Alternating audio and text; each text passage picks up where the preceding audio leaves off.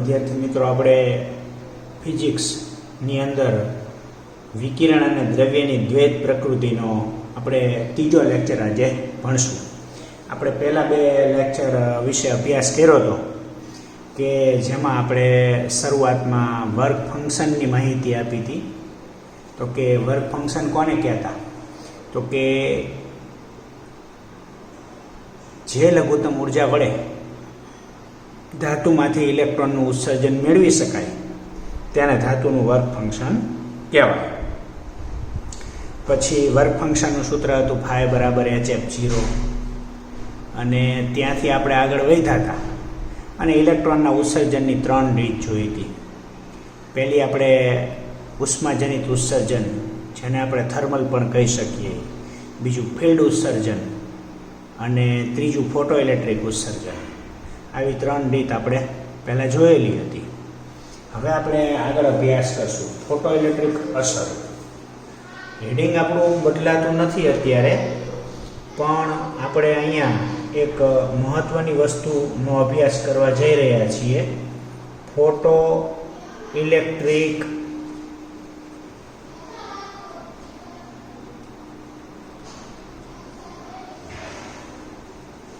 અસરની શોધ. આપણે આવું હેડિંગ આપીએ તો ઘણા બધા વૈજ્ઞાનિકોએ આના વિશેનો અભ્યાસ કરેલો. પહેલાં આપણે હર્ટ્ઝના અવલોકન વિશેની વાત કરીએ. પહેલું આપણે અવલોકન જોઈશું હર્ટ્ઝનું અવલોકન.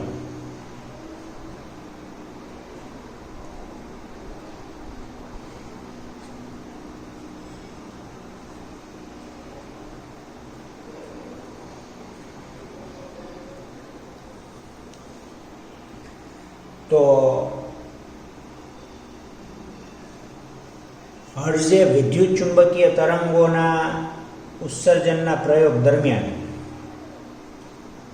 વિદ્યુત ચુંબકીય તરંગો, જે આપણે અગાઉ બધા નામ આપણે ભણી ગયા છીએ,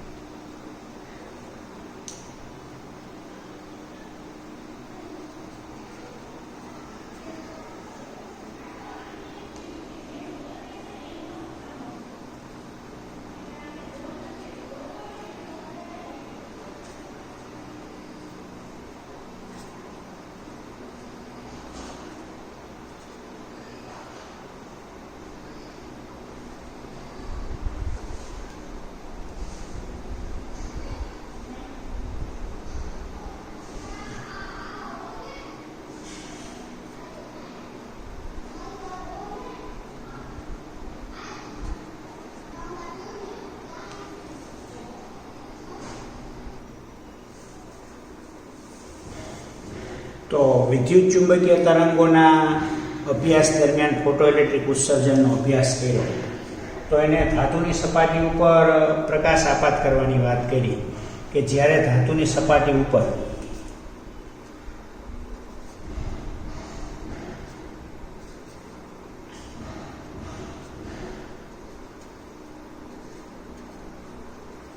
પ્રકાશ આપાત કરવામાં આવે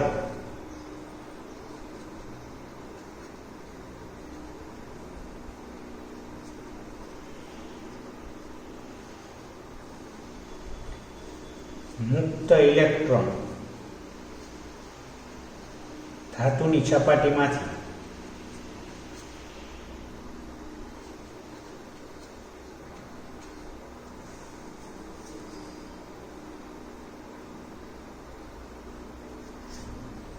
ઉત્સર્જન પામે છે.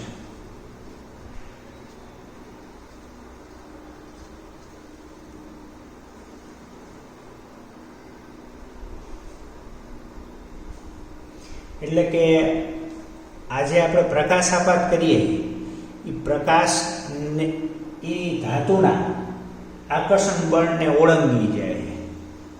એટલે આપાત પ્રકાશની ઉર્જા વડે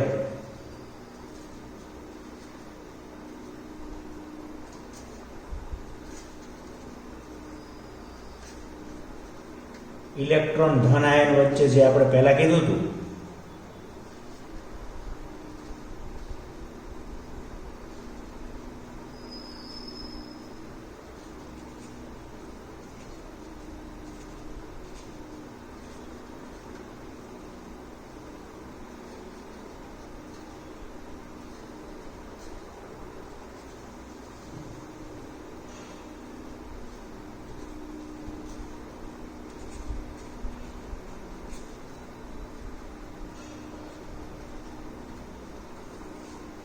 એટલે આ હળજનું અવલોકન થયું, બહુ સામાન્ય અવલોકન હતું. એને વિદ્યુત ચુંબકીય તરંગોનો અભ્યાસ જ્યારે જે કરતો હતો. હવે વિદ્યુત ચુંબકીય તરંગો એટલે પ્રકાશના તરંગો. આવા તરંગો આપણે ધાતુની સપાટી ઉપર આપાત કરીએ એટલે મુક્ત ઇલેક્ટ્રોન ધાતુની સપાટીમાંથી ઉત્સર્જન પામતા હતા. તો આનો મતલબ એવો થાય કે પ્રકાશની જે ઉર્જા છે એ ઇલેક્ટ્રોન અને ધન આયન વચ્ચે જે આકર્ષણ બળ છે એને તોડી નાખે. એટલે ઇલેક્ટ્રોન અને ધન આયન વચ્ચેનું આકર્ષણ બળ તૂટી જાય એટલે સ્વાભાવિક છે કે ઇલેક્ટ્રોન એમાંથી શું થાય, ઉત્સર્જન પામે. તો આ બાબત હતી હર્ટ્ઝના અવલોકનની. હવે આપણે આગળ જઈએ અને લેનાર્ડના અવલોકનની ચર્ચા કરશું. પહેલા ચલો હોલવાર્ટ્સના અવલોકન પહેલા જોઈ લઈએ, પછી આપણે લેનાર્ડનું અવલોકન જોઈશું. બુકની અંદર આ ત્રીજા નંબરે આપેલું છે. અહીંયા કોઈ નંબર આપેલા નથી પણ આપણે અહીંયા નંબર આપીએ છીએ. હોલવાર્ટ્સનું અવલોકન.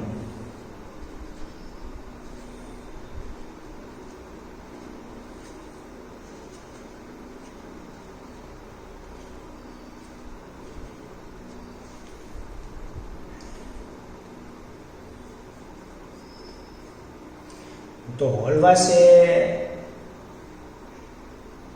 ઇલેક્ટ્રોસ્કોપ સાથે ઋણ વિદ્યુત ભારિત ઝીંકની પ્લેટ જોઈ. પહેલા તો ઇલેક્ટ્રોસ્કોપ એટલે શું, તો આપણે ઇલેક્ટ્રોસ્કોપ કોને કહીશું ને એ ખાલી સમજી લેવી. તો વિદ્યુત ભારનું અસ્તિત્વ પારખતું જે ઉપકરણ છે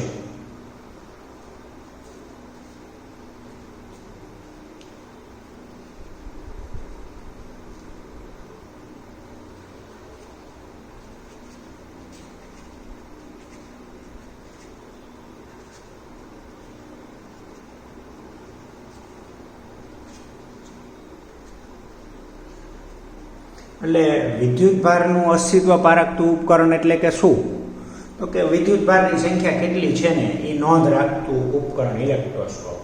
તો હોલવાર્ટ્સે 3 અહીંયા પ્રયોગ કર્યા અને એ બધાની અંદર આ વસ્તુ જોવા મળી. તો 3 પ્લેટ આપણે હોલવાર્ટ્સે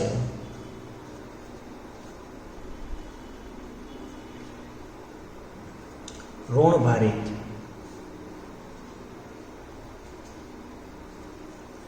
ઝીંકની પ્લેટ સાથે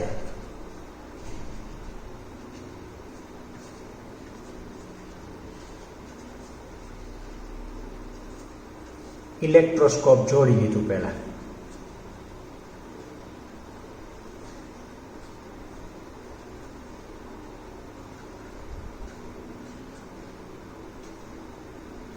પ્લેટ પર આપણને ખબર છે કે ઝીંક, મેગ્નેશિયમ અને કેડમિયમ આ ત્રણેયનું વિદ્યુત ભારનું આપણે ઇલેક્ટ્રોનનું ઉત્સર્જન કરવા માટે કયો પ્રકાશ જરૂરી છે, તો અલ્ટ્રાવાયોલેટ.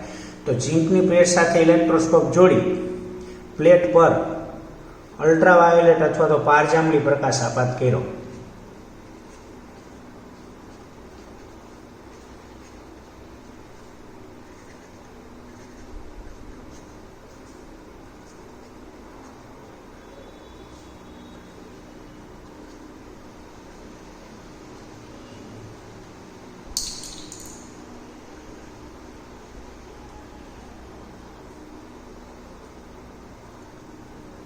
ત્યારે પ્લેટ તેનો વિદ્યુત ભાર ગુમાવ્યો.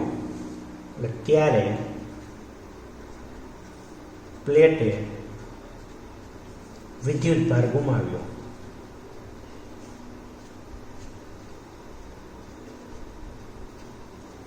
વિદ્યુત ભાર ગુમાવે એટલે સ્વાભાવિક છે કે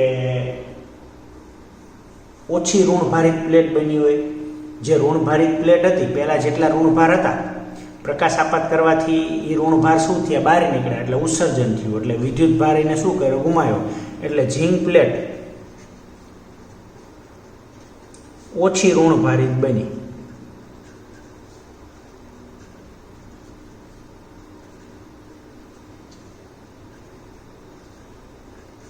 તો આ ઘટના શું સૂચવે, આપણે એને ખાલી ડાયાગ્રામ આવો દર્શાવી શકીએ કે કોઈ પણ આ 3 પ્રકારની, આમ તો આપણે ઝીંકની પ્લેટ લેવાની છે.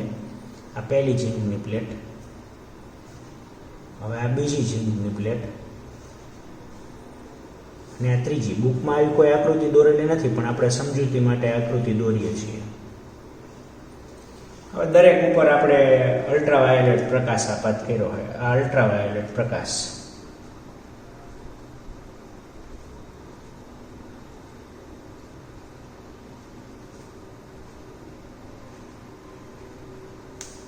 આ જ પ્રકાશ આ પ્લેટ ઉપર આપાત કરવાનો હોય, આ જ પ્રકાશ આ પ્લેટ.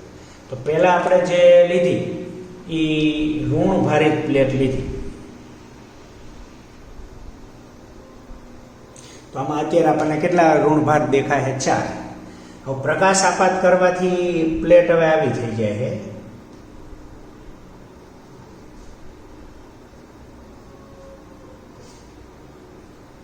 તો દાખલા તરીકે એમાં 2 જ ઋણ ભાર વધે. તો આનો મતલબ એવો થયો કે 2 ઇલેક્ટ્રોનનું આ પ્લેટે શું કર્યું છે, ઉત્સર્જન કર્યું છે. આ બંને ઇલેક્ટ્રોનનું દાખલા તરીકે ઉત્સર્જન થયું છે. એટલે પ્લેટ પહેલાં જે ઋણભાર હતા એના કરતાં પ્લેટમાં ઋણભારની સંખ્યા શું થઈ ગઈ, ઘટી ગઈ. દાખલા તરીકે હવે ધનભારિત પ્લેટ લીધી. હવે અહીંયા આપણે ધનભારિત પ્લેટ બતાવીએ છીએ, 2 ધનભાર બતાવીએ છીએ, અને અલ્ટ્રાવાયોલેટ પ્રકાશ આપાત કર્યો. તો હવે આપણે નવી સ્થિતિની અંદર પ્લેટની જે સ્થિતિ છે એ જોવી. તો એમાં ધનભારની સંખ્યા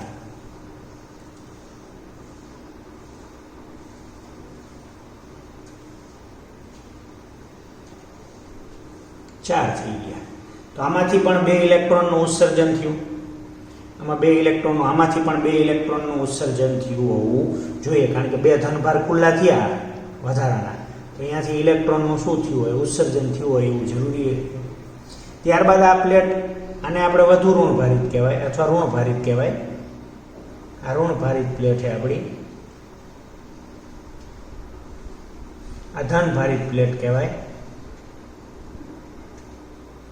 અને આ પ્લેટ આપણે તટસ્થ, તટસ્થ એટલે એક પણ ધન ને ઋણ બેયની સંખ્યા હરખી હોય એટલે એને તટસ્થ કહેવાય. બરોબર. તો ઋણભારિત કેવી બની, ઓછી ઋણભારિત બની.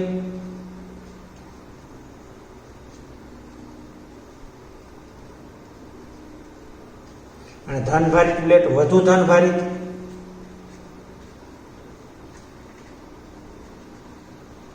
અને તટસ્થ પ્લેટની આપણે વાત કરીએ તો તટસ્થ પ્લેટ અહીંયા આવી સિચ્યુએશન ધરાવે છે, 2 ધનભાર ધરાવે છે. એટલે તટસ્થ પ્લેટ કેવી બની, ધનભારિત. તો દરેક સિચ્યુએશનની અંદર અહીંયા જો 2 ઇલેક્ટ્રોન ઓછા થયા એટલે ઇલેક્ટ્રોનનું ઉત્સર્જન થયું. ધનભાર વધ્યા એટલે ધનભાર ક્યારે વધે, ઇલેક્ટ્રોન ગુમાવે. તો અહીંયા પણ ઇલેક્ટ્રોનનું ઉત્સર્જન થયું હોવું જોઈએ. આમાં પણ તટસ્થ પ્લેટમાં ધનભાર વધ્યા તો એનો મતલબ 2 ઇલેક્ટ્રોનનું ઉત્સર્જન. અહીંયા મેં ઉદાહરણ તરીકે 2 ઇલેક્ટ્રોન જ રાખ્યા છે. એટલે આપણે અલ્ટ્રાવાયોલેટ પ્રકાશ આપાત કરવાથી પહેલી પ્લેટ વિશે તો આપણે લખી નાખ્યું કે અલ્ટ્રાવાયોલેટ પ્રકાશ આપાત કરવામાં આવે તો પ્લેટ વિદ્યુતભાર ગુમાવે અને ઝીંકની પ્લેટ ઓછી ઋણભારિત બને છે, એટલે સંખ્યા અહીંયા ઘટી છે. હવે ધનભારિત પ્લેટ ઉપર પ્રકાશ આપાત કરવામાં આવે તો શું થાય છે, તો કે ધનભારિત પ્લેટ પર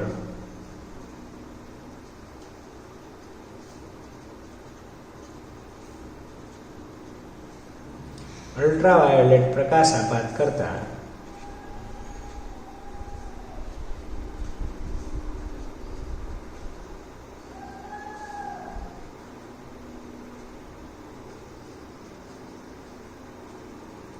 તે વધુ ધનભારિત બની.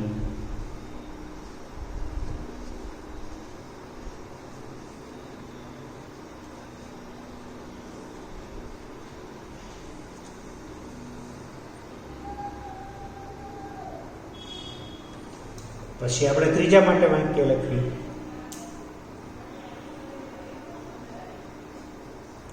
તટસ્થ પ્લેટ પર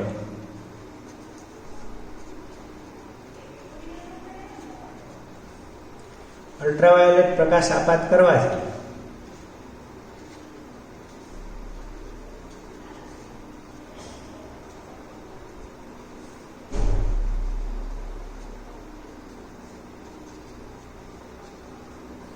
ધનભારિત બની.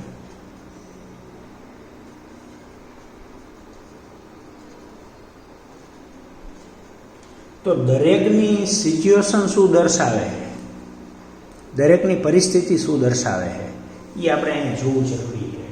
તો આમ એવું આપણે અવલોકન એને કર્યું કે ઝીંક પ્લેટ ઉપર અલ્ટ્રાવાયોલેટ પ્રકાશ આપાત કરતા તેમાંથી ઋણભારિત કણો એટલે કે ઇલેક્ટ્રોનો ગમે તે પ્લેટ લો, તમે ઋણભારિત લો તો એ ઋણભાર ઘટ્યા એટલે ઋણભારનું ઉત્સર્જન થયું, ધનભાર લીધું ધનભાર વધ્યા એટલે 2 ઇલેક્ટ્રોન ઉત્સર્જના, તટસ્થ 2 ધનભારિત થયા એટલે 2 ઇલેક્ટ્રોન ઉત્સર્જના. એટલે અહીંયા કહેવા એવું માંગે કે તારણ આપણે એવું સ્પષ્ટપણે લખી શકીએ કે જ્યારે એટલે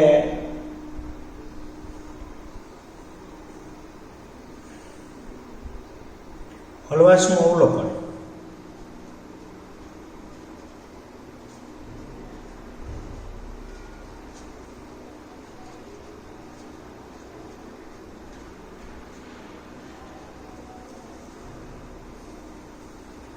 ઝીંકની પ્લેટ પર પ્રકાશ અલ્ટ્રાવાયોલેટ આપાત કરીએ, ઝીંકની પ્લેટ પર પ્રકાશ આપાત કરતા એટલે કે અલ્ટ્રાવાયોલેટ,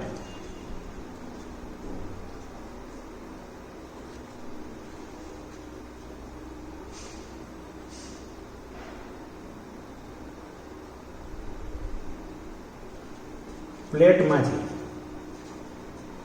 ઋણભારિત કણો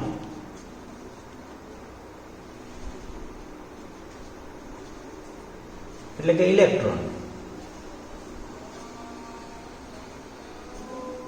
ઉત્સર્જન પામે છે.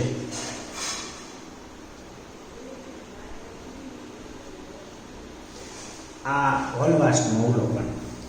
આને સીધી જ વાત કરી કે ઇલેક્ટ્રોનનું ઉત્સર્જન થાય છે હર્ટ્ઝે. અને તાર્કિક બહુ વ્યવસ્થિત રજૂઆત કરી કે કોઈ પણ પ્રકારની પ્લેટ લેવામાં આવે તો ઇલેક્ટ્રોનનું ઉત્સર્જન જરૂર થાય છે જ. તો 2 બાબતો આપણે અહીંયા જોઈ, હળવાશના અવલોકન અને હર્ટ્ઝનું અવલોકન.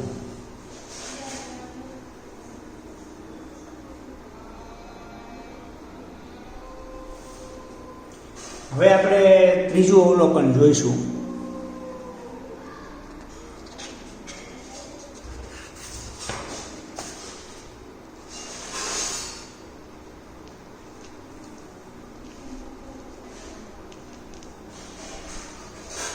કે જેને આપણે લેનાર્ડનું અવલોકન કરીશું.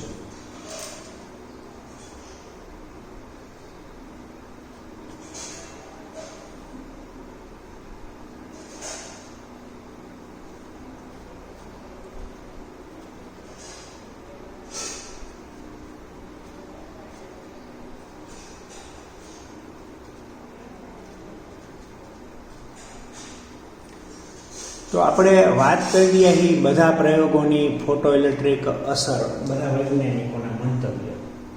તો 2 ઇલેક્ટ્રોડને સમાવતી એક શૂન્યાવકાશી કાચની નળીમાં, એટલે આપણે અહીંયા ખાલી રફ ડાયાગ્રામ દોરીએ.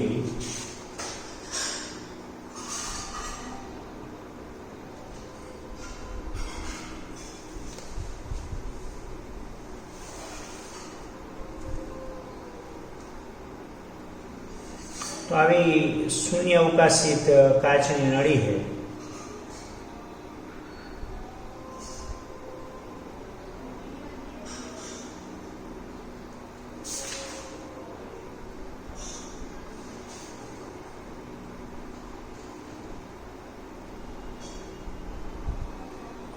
અને અહીંયા આ ઉત્સર્જક પ્લેટ આપણે રાખી છે, આ ઉત્સર્જક પ્લેટ, અને અહીંયા કલેક્ટર. ખાલી રફ ડાયાગ્રામ આપણે સમજવા માટે અહીંયા માઇક્રો એમીટર છે કે જે પ્રવાહ દર્શાવે છે.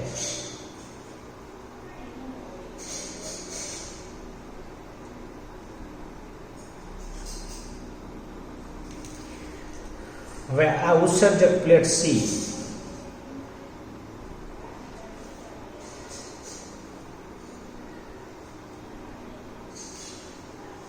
અને આ કલેક્ટર પ્લેટ એ, આ કલેક્ટર પ્લેટ છે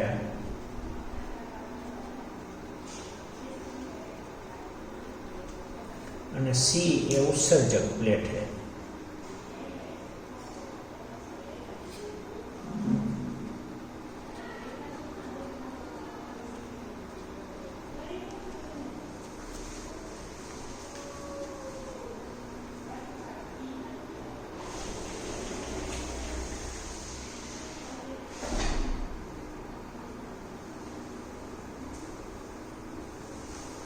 તો બે પ્લેટની આપણી આ બાબત છે, ઉત્સર્જક પ્લેટ અને કલેક્ટર પ્લેટ. હવે બે ઇલેક્ટ્રોડને સમાવતી એક શૂન્યાવકાશી કાચની નળી, આ બે ઇલેક્ટ્રોડ થયા, એ અને સી બે ઇલેક્ટ્રોડ તરીકે આપણે ઓળખીએ છીએ. તો બે ઇલેક્ટ્રોડને સમાવતી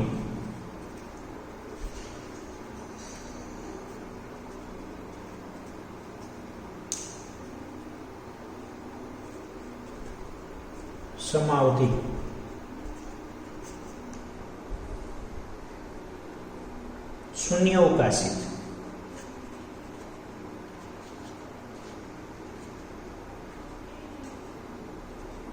કાચની જે નળી છે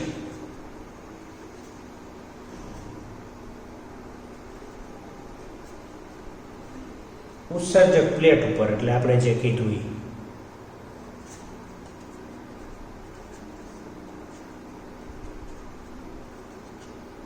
એટલે સી અત્યારે ઉત્સર્જક પ્લેટ પર અલ્ટ્રાવાયોલેટ પ્રકાશ આપાત કરવામાં આવે.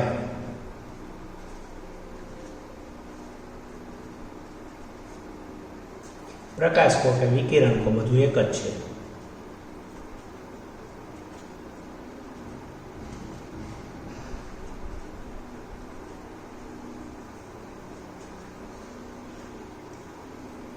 ત્યારે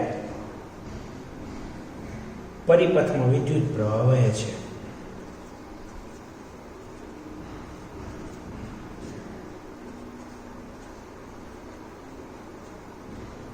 આવું કેમ બનતું હોય છે? તો દાખલા તરીકે એવું વિચારી શકાય છે કે અહીંયા જ્યારે આપણે બારીમાંથી પ્રકાશ આપાત કરીએ, આ પ્રકાશ અલ્ટ્રાવાયોલેટ પ્રકાશ આના પર આપાત કરવી એટલે આમાંથી ઇલેક્ટ્રોનનું ઉત્સર્જન થાય.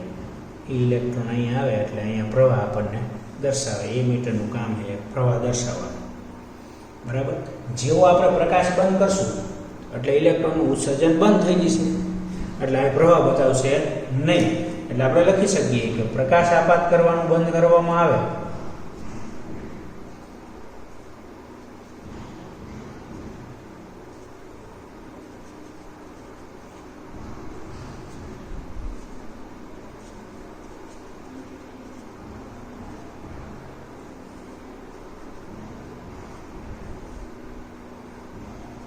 ત્યારે તરત જ પ્રવાહ બંધ થઈ જાય, વિદ્યુત પ્રવાહ અટકી જાય.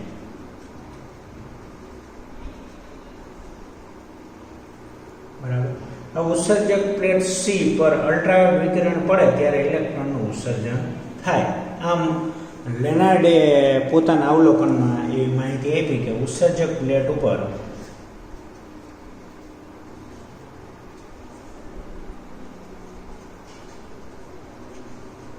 પ્રકાશ આપાત કરવામાં આવે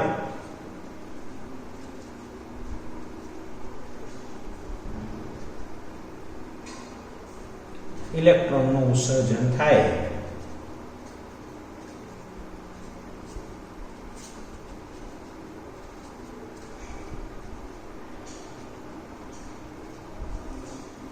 અને આ ઇલેક્ટ્રોન આ કલેક્ટર પ્લેટ છે ને એ ધન કલેક્ટર પ્લેટ આપણે અત્યારે વિચારીએ પોઝિટિવ, એટલે ઇલેક્ટ્રોન એના તરફ આકર્ષે છે અને તે ઇલેક્ટ્રોન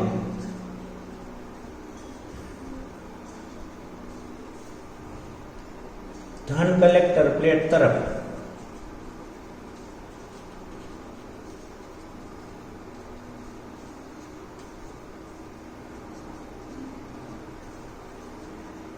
આકર્ષાય છે. અને પરિણામે પ્રવાહ વહન થાય.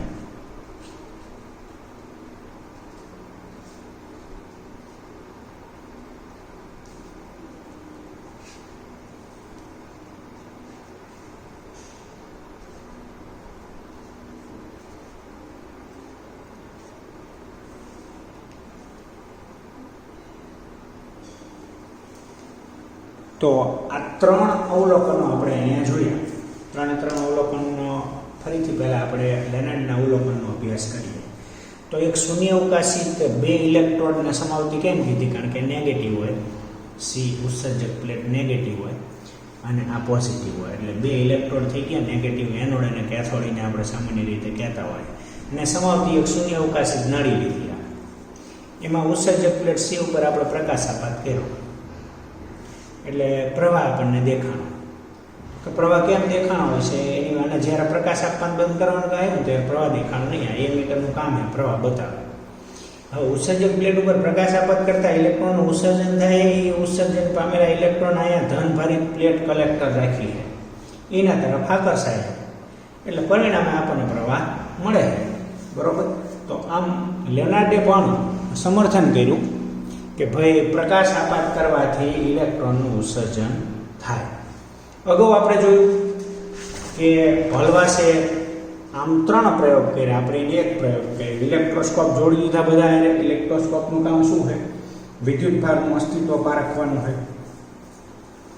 અને પછી એને ઝીંકની પ્લેટ લીધી. ઝીંકની પ્લેટ ઉપર ઇલેક્ટ્રોસ્કોપ જોડી અને પારજાંબલી પ્રકાશ આપાત કર્યો અથવા તો અલ્ટ્રાવાયોલેટ. તો એને જોયું કે ઋણભારિત પ્લેટ ઓછી ઋણભારિત થઈ હતી, એટલે એનો મતલબ એવો છે કે ઋણભાર બહાર ક્યાંક ગયા હોવા જોઈએ. ધનભારિત પ્લેટ એ વધુ ધનભારિત થાય એટલે ધનભાર ખુલ્લો થાય એટલે આમાંથી પણ ઋણભારનું ઉત્સર્જન થયેલું. અને તટસ્થ પ્લેટ ધનભારિત બની એટલે આમાંથી પણ ઇલેક્ટ્રોનનું ઉત્સર્જન થયેલું હોવું જોઈએ. તો આમ આપણે અહીંયા 3 પ્રયોગની એક જ બાબત હતી કે ભાઈ પ્રકાશ આપાત કરે ધનભારિત પ્લેટ, વધુ ધનભારિત, તટસ્થ પ્લેટ, ધનભારિત. આ MCQમાં ઘણીવાર પૂછાય છે આપણને, એટલે આપણે ખાસ ધ્યાન રાખવો. તારણ શું કાઢી શકાય કે તો કે ઝીંકની પ્લેટ ઉપર આપણે અલ્ટ્રાવાયોલેટ પ્રકાશ આપાત કરીએ એટલે ઋણભારિત કણોનું ઉત્સર્જન થાય. એ પ્લેટ ધનભારિત હોય તોય ભલે, ઋણભારિત હોય તોય ભલે અને તટસ્થ હોય તોય ભલે. અને અડધે તો નાનું એવું અવલોકન વાત કરતો તો વિદ્યુત ચુંબકીય તરંગોના અભ્યાસની, ત્યારે એમાં એને ફોટોઇલેક્ટ્રિક ઉત્સર્જન એટલે વિદ્યુત ચુંબકીય તરંગો એટલે પ્રકાશના તરંગો. આ પ્રકાશના તરંગો ધાતુની સપાટી ઉપર પડે એટલે ઇલેક્ટ્રોનનું ઉત્સર્જન કરતા હતા. બરોબર. તો કે કેમ ઉત્સર્જન થતું હશે? તો કે પ્રકાશની ઉર્જા જે એ ઇલેક્ટ્રોન અને ધન આયન વચ્ચેના આકર્ષણ બળને ઓળંગી જાય એટલી પૂરતી હોય છે. એટલા માટે આવી ઘટના બનતી હોવી જોઈએ. તો ફોટોઇલેક્ટ્રિક અસરની શોધ વિશેનો અભ્યાસ તમને કરવામાં આવે તો આપણે આ 3 પોઈન્ટ લખવાના છે. બરાબર. કે જેમાં આપણે ટૂંકમાં બધી વ્યવસ્થિત રીતે માહિતીને રજૂ કરીએ. એક હર્ટ્ઝનું અવલોકન, હર્ટ્ઝે કેવી રીતે વાત કરી, વોલ્વાસનું અવલોકન અને છેલ્લે આપણે લેનાર્ડના અવલોકનની વાત કરી. હવે બાબત જે વાત હતી આપણી પાસે કે આપણે અત્યાર સુધીમાં એક સૂત્ર ભણ્યા છીએ. બાકી ફોટોઇલેક્ટ્રિક અસરની વાત બધી આપણે અહીંયા થઈ ગઈ છે.